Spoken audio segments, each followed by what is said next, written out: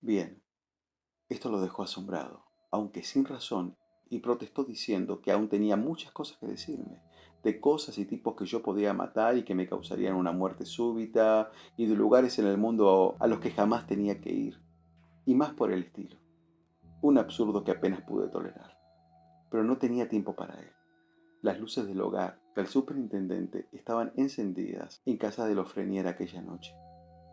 Estaba tratando de calmar el nerviosismo entre los esclavos escapados y los propios, y las llamas de Pont du Lac aún podían verse contra el cielo. Babette estaba vestida y ocupándose de sus asuntos. Había enviado carruajes y esclavos a Pont du Lac para ayudar a combatir el fuego. Los esclavos escapados y asustados eran mantenidos a distancia de los otros, y nadie, en ningún momento, consideró sus historias como algo más que una tontería de esclavos. Babette sabía que había sucedido algo siniestro y temía un asesinato, jamás lo sobrenatural. Estaba en su estudio anotando el incendio en el diario de la plantación cuando la encontré. Era casi la madrugada. Solo tenía unos pocos minutos para convencerla de que me ayudara.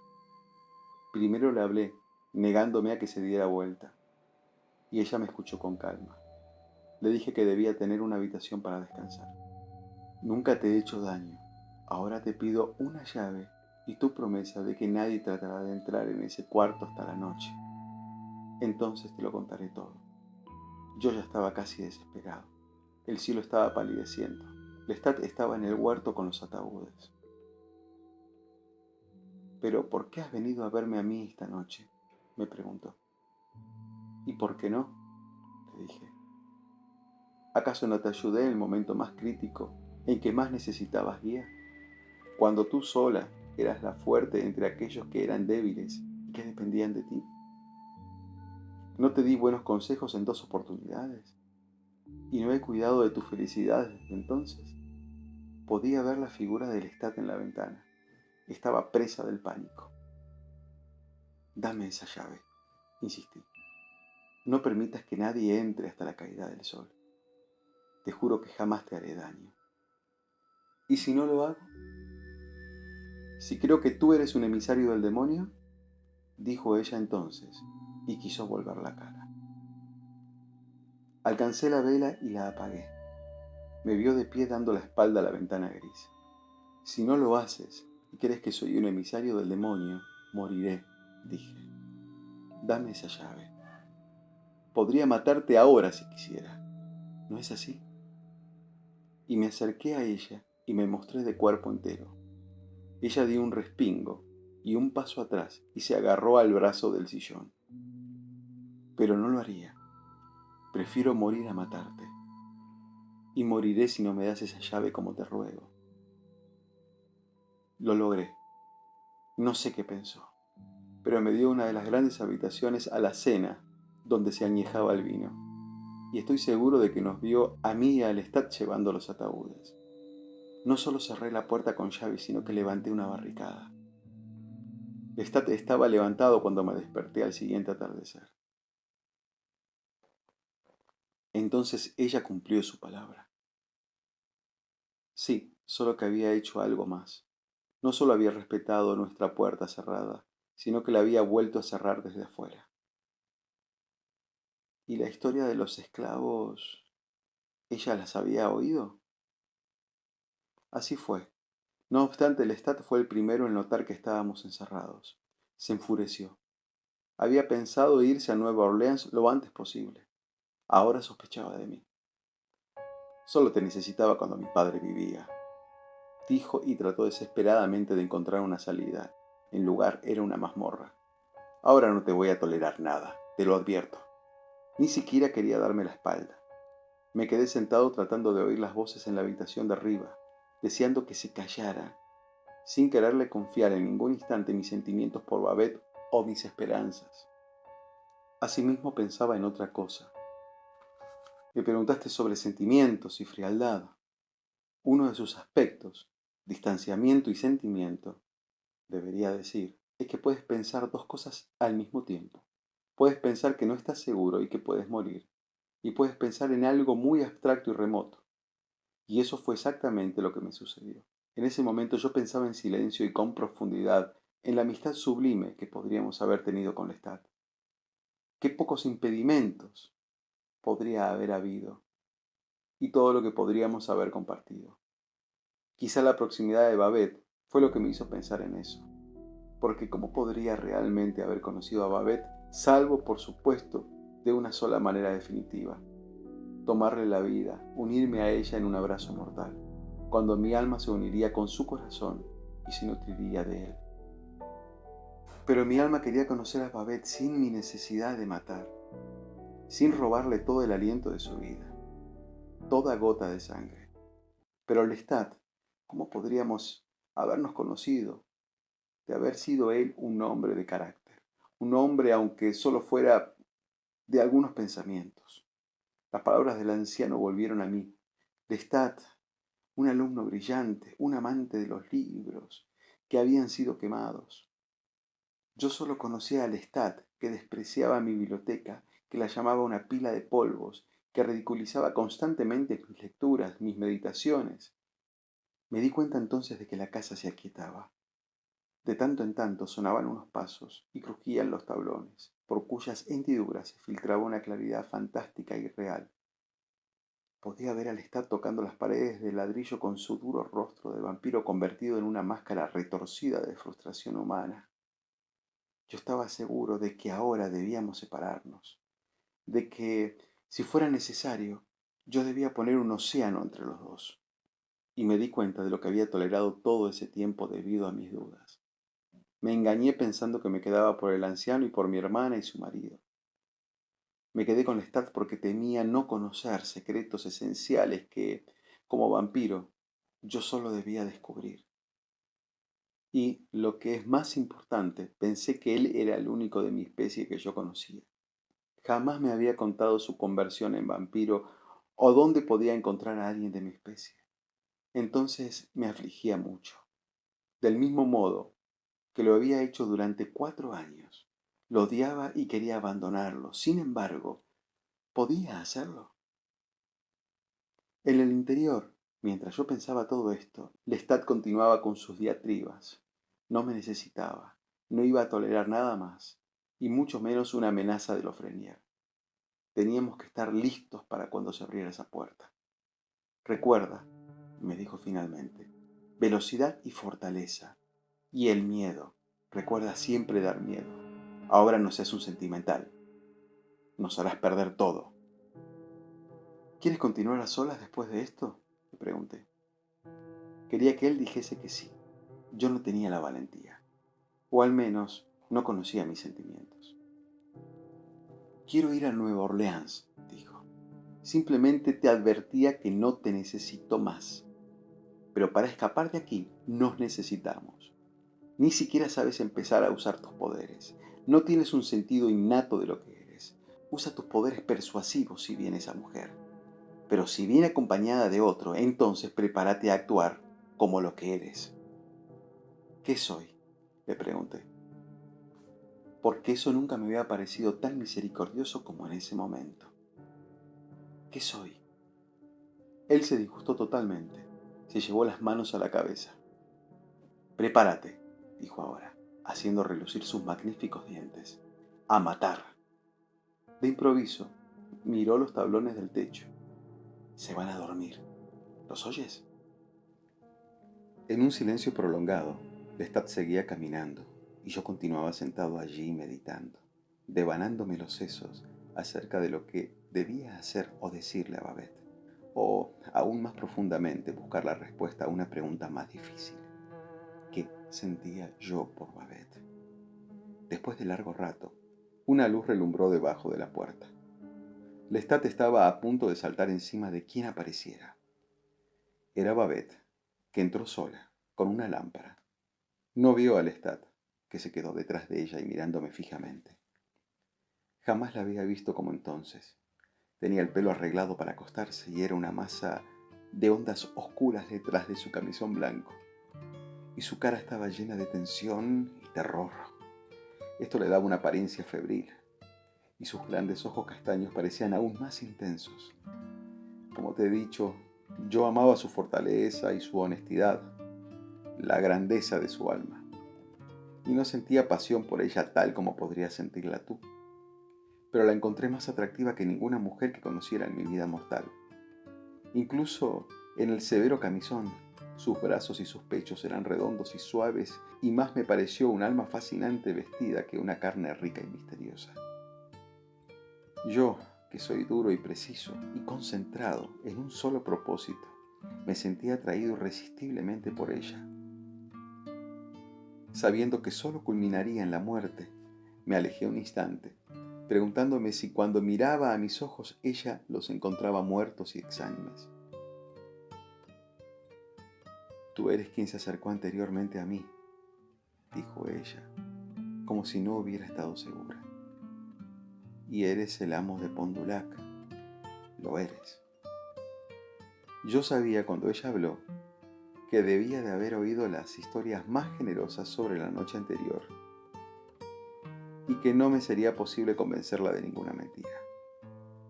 Había utilizado mi aparición sobrenatural en 2 ocasiones para presentarme a ella. Ahora no podía ocultar ese hecho ni restarle importancia. No quiero hacerte daño, dije. Únicamente necesito un carruaje y unos caballos. Anoche dejé los caballos pastando. Ella no parecía escuchar mis palabras. Se acercó más, decidida a verme en el círculo de su luz. Y entonces vi a Lestat detrás de ella. Sus sombras se fundían en una sola sobre la pared de ladrillo. Estaba ansioso y era peligroso. ¿Me proporcionarás un carruaje?, insistí. Ahora me miraba con la lámpara más en alto. Y cuando quise desviar la mirada, vi que su rostro cambiaba. Quedó inmóvil, en blanco, como si estuviera perdiendo la conciencia. Cerró los ojos y sacudió la cabeza. Se me ocurrió que, de alguna manera, le había producido un trance sin el menor esfuerzo de mi parte.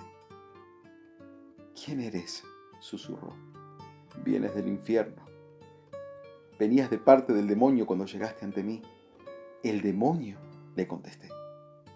Esto me afligió más de lo que me imaginé que podía hacerlo. Si se lo creía, entonces creería que mis consejos habían sido malos. Pondría todo en duda otra vez. Su vida era rica y buena, y yo sabía que ella no debía hacer eso. Como toda la gente fuerte, ella sufría, en cierta medida, de soledad. Era una marginada, una secreta infiel de alguna índole.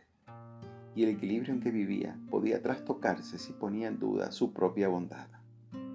Me miró con un horror manifiesto. Fue como si, horrorizada, se hubiera olvidado de su propia vulnerabilidad. Y entonces Lestat, que era atraído a la debilidad como un muerto de sed al agua, la cogió de la muñeca y ella gritó y dejó escapar la lámpara.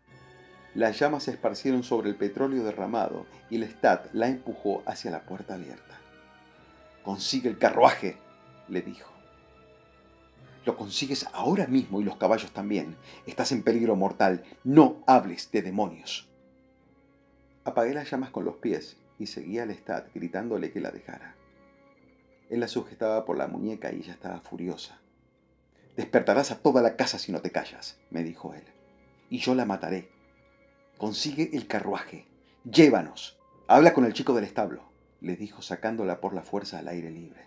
Nos movimos lentamente por el patio a oscuras. Mi disgusto era casi insoportable. Lestat iba adelante y entre los dos Babette, que avanzaba de espaldas, con sus ojos escrutando la oscuridad para vernos. «No os conseguiré nada», dijo ella. Yo cogí a Lestat del brazo y le dije que me dejara hacer las cosas a mí. «Ella revelará nuestra identidad a todo el mundo, a menos que me dejes hablar con ella», le susurré. «Entonces domínate», dijo disgustado. «Sé fuerte y no te enternezcas. Sigue adelante mientras hablo con ella. Vete a los establos y consigue el carruaje y los caballos. Pero no mates a nadie». Yo no sabía si me obedecería o no, pero se alejó rápidamente cuando me acerqué a Babette. Su rostro expresaba una mezcla de furia y resolución. Ella dijo: «Aléjate de mí, Satán». Y entonces me quedé allí ante ella, mudo, mirándola nada más, y manteniéndole la mirada tal como ella hacía con la mía. Su odio hacia mí me quemaba como el fuego. «¿Por qué me dices eso?», le pregunté. ¿Fueron malos los consejos que te di? ¿Te hice algún daño? Vine a ayudarte, a darte fuerzas. Solo pensé en ti, cuando no tenía la menor necesidad de hacerlo. Ella sacudió la cabeza. Pero, ¿por qué? ¿Por qué me hablas así?, preguntó ella. Sé lo que hiciste en Pond du Lac. Allí has vivido como un demonio. Los esclavos están llenos de historias. Durante todo el día los hombres han estado en el camino del río de Pond du Lac. Mi marido estuvo allí. Él vio la casa en ruinas, los cuerpos de los esclavos diseminados por los huertos, por los campos. ¿Qué eres tú? ¿Por qué me hablas bondadosamente? ¿Qué pretendes de mí? Ella se aferró a los pilares del porche y se balanceó hacia adelante y hacia atrás en la escalera.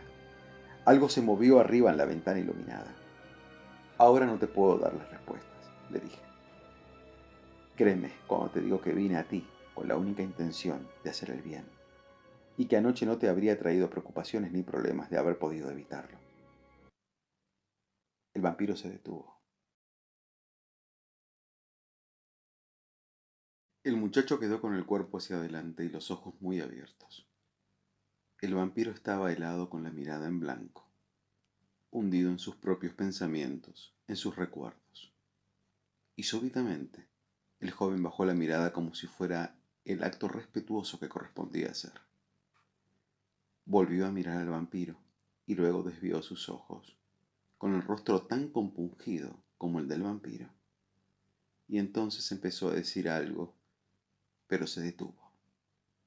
El vampiro lo miró y estudió, de modo que el chico se ruborizó y volvió a desviar la mirada ansiosamente.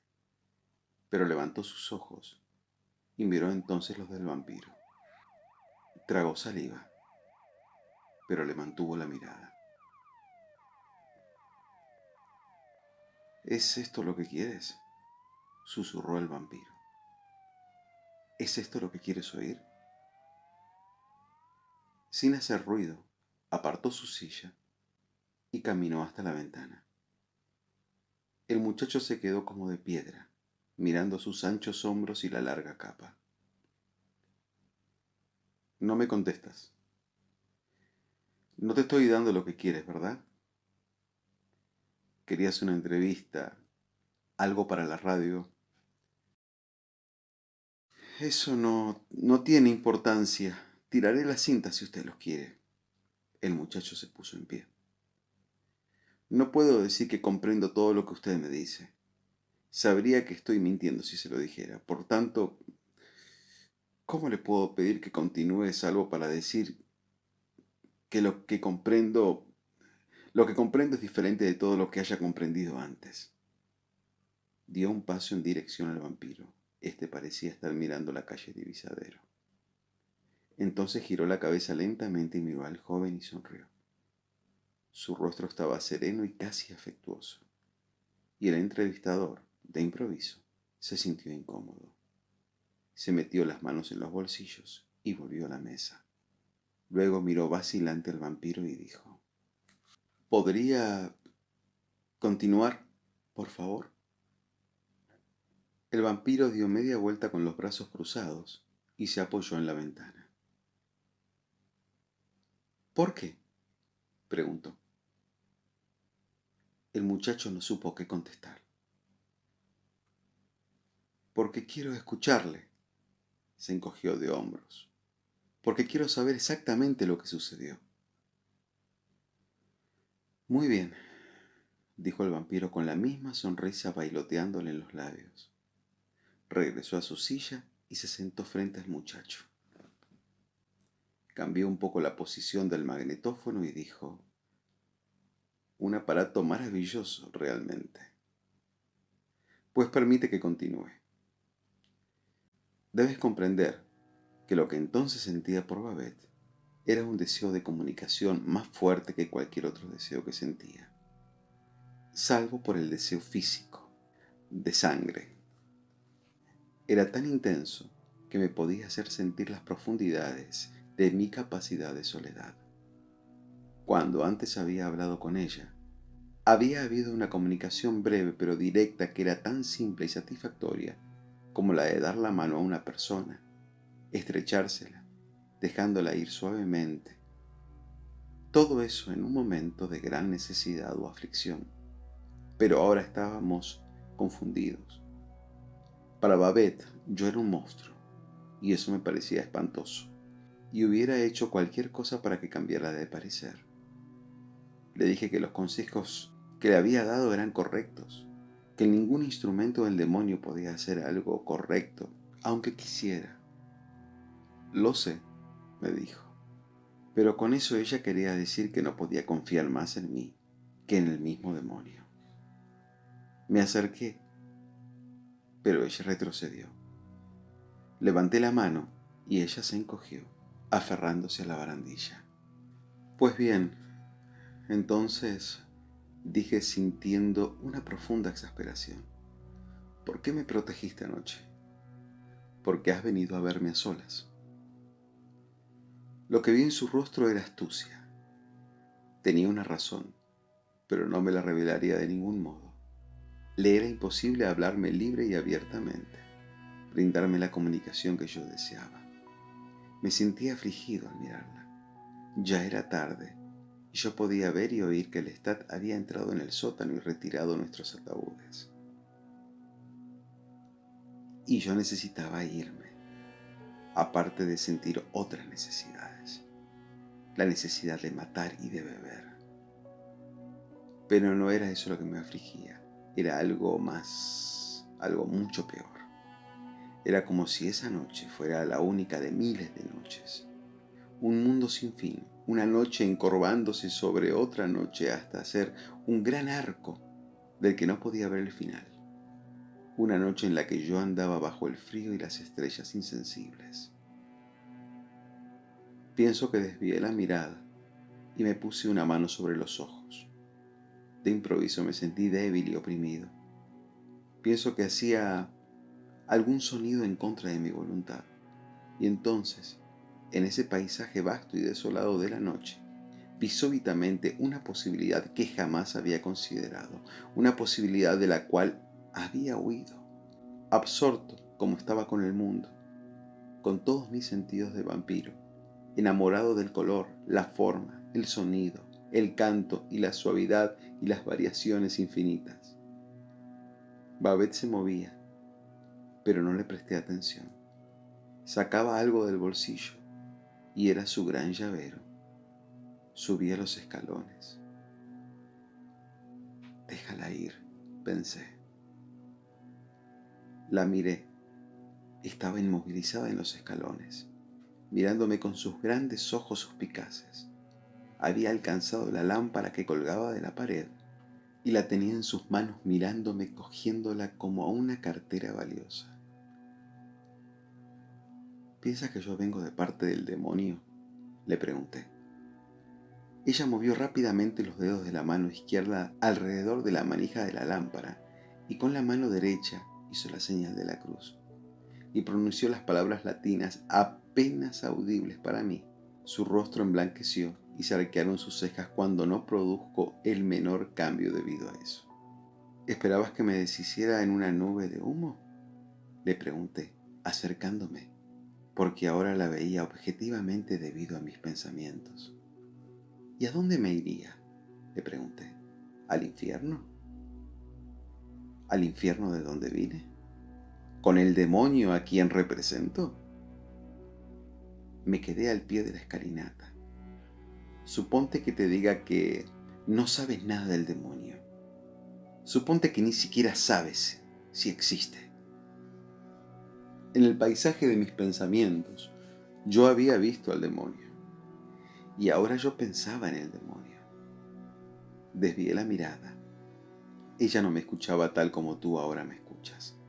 Ella no escuchaba. Miré las estrellas. Lestat estaba listo. Yo lo sabía. Era como si hiciera años que estaba listo con el carruaje. Tuve la súbita sensación de que mi hermano estaba allí, y hacía años que estaba, y que me hablaba en voz baja, pero excitada. Y lo que decía era desesperadamente importante, pero se alejaba de mí con la misma rapidez con que lo decía, como el ruido de las ratas en los tablones de una casa inmensa. Hubo un sonido crujiente y un estallido de luz. No sé si vengo o no del infierno. No sé quién soy. Le grité a Babette y mi voz ensordeció mis propios oídos. Voy a vivir hasta el fin de los tiempos y ni siquiera sé quién soy. Pero la luz relumbró delante de mí. Era la lámpara que ella había encendido con una cerilla y que ahora alzaba de modo que no le podía ver la cara. Por un instante solo pude ver la luz y luego el gran peso de la lámpara me golpeó en el pecho con mucha fuerza y el vidrio se hizo añicos en los ladrillos y las llamas rugieron en mi cara, en mis piernas. Lestat gritaba en la oscuridad y sentí que algo me arropaba violentamente en mi ceguera. Era la chaqueta de Lestat. Me había caído indefenso contra el pilar, tan indefenso del fuego y del golpe recibido como del conocimiento de que Babette quería destruirme y del conocimiento de que yo no sabía en absoluto quién era. Todo esto sucedió en cuestión de segundos. El fuego se apagó y yo quedé de rodillas en la oscuridad, con mis manos en los ladrillos. En las escaleras, Lestat tenía nuevamente a Babette y salí disparado en su dirección, cogiéndolo del cuello y empujándolo hacia atrás. Se volvió hacia mí, enfurecido, y me pateó, pero me agarré de él y lo empujé hasta el pie de la escalinata. Babette estaba petrificada. Vi su silueta oscura contra el cielo y el brillo de sus ojos. ¡Vámonos entonces!, gritó Lestat. Poniéndose de pie, Babette se llevó la mano a la garganta. Mis ojos afectados se esforzaban por verla. Sangraba en el cuello. Recuerda, le dije, podría haberte matado o permitido que él lo hiciera. No lo hice. Me llamaste demonio. Estás equivocada. Entonces usted detuvo a Lestat justo a tiempo, dijo el joven. Así es. Lestat podía matar y beber en un instante, pero yo había salvado la vida física de Babette. Yo no me iba a enterar de eso sino hasta más tarde. En 1 hora y media, estaba contando ahora el vampiro, Lestat y yo estábamos en Nueva Orleans, con nuestros caballos casi muertos de cansancio y el carruaje estacionado en una callejuela a una manzana del nuevo hotel español. Lestat tenía a un anciano aferrado del brazo y le puso $50 en la mano. Consíguenos una suite, le ordenó, y pide champán. Di que es para 2 caballeros y paga por adelantado. Y cuando regreses, te daré otros $50. Te advierto que te estaré vigilando. Sus ojos relampagueantes tenían petrificado al hombre. Yo sabía que lo mataría tan pronto como regresase con las llaves del hotel. Y lo hizo. Me senté en el carruaje observando cómo el hombre se iba debilitando y finalmente moría. Su cuerpo se derrumbó como una bolsa de patatas cuando Lestat lo soltó. Adiós, dulce príncipe, dijo Lestat. Y aquí están tus $50. Y le puso el dinero en el bolsillo como si fuera una broma. Entonces nos metimos por las puertas traseras del hotel y subimos a la sala lujosa de nuestra suite. El champán relucía en su cubo helado. Había 2 copas en la bandeja de plata. Yo sabía que Lestat llenaría una copa y se quedaría mirando el pálido color amarillo. Y yo, un hombre en trance, me senté mirándolo como si nada que él pudiera hacer tuviera la menor importancia. Tengo que abandonarlo o morir, pensé. Sería muy dulce morir. Sí, morir. Antes había querido morir. Ahora deseaba morir. Lo vi con una gran claridad, con una calma mortal. Estás volviéndote un morboso, dijo súbitamente Lestat. Es casi el alba. Abrió las cortinas y pude ver los tejados contra el oscuro cielo azul y encima la gran constelación de Orión. Vete a matar, dijo Lestat y abrió la ventana. Se montó sobre el marco y oí que sus pies se posaban suavemente en el techo al lado del hotel. Iba a buscar los ataúdes o al menos uno de ellos. Se me despertó la sed como una fiebre y lo seguí. Mi deseo de morir era constante, como un pensamiento puro en la mente, desprovisto de emoción. No obstante, necesitaba alimentarme. Te he señalado que entonces No mataba gente. Caminé por el tejado en busca de ratas.